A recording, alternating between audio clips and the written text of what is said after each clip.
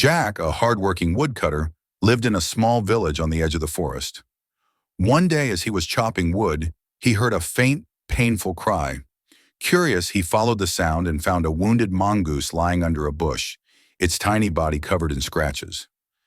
Feeling sorry for the creature, Jack carefully picked it up and brought it home. At home, his wife Emily held their infant son Noah in her arms.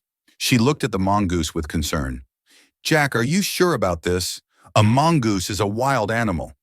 What if it harms Noah?" she asked worriedly. Jack smiled reassuringly. "Emily, he's just a poor injured creature. Once he's healed, we'll let him go. Trust me." Reluctantly, Emily agreed, but kept a close watch on the mongoose, never fully trusting it. One bright morning, Emily stepped outside with a clay pot to fetch water. Inside, baby Noah slept peacefully in his crib, while the mongoose rested nearby. As Emily returned, she froze in horror. The mongoose sat at the doorstep, its mouth stained with blood. "Noah!" she screamed in terror. Panic took over. Without thinking, she threw the heavy clay pot at the mongoose, knocking it to the ground. She rushed inside, her heart pounding. But as she reached the crib, she stopped. There, Noah lay safe and giggling.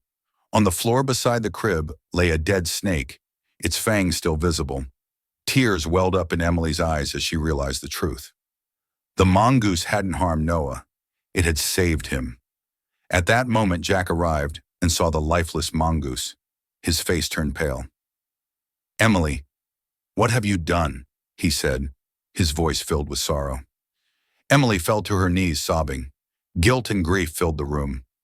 Later that evening, Jack gently buried the mongoose near their home. Emily placed a small flower on the grave and whispered a tearful apology.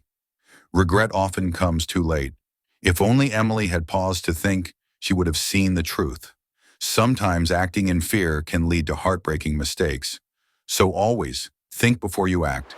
Subscribe for more stories like this.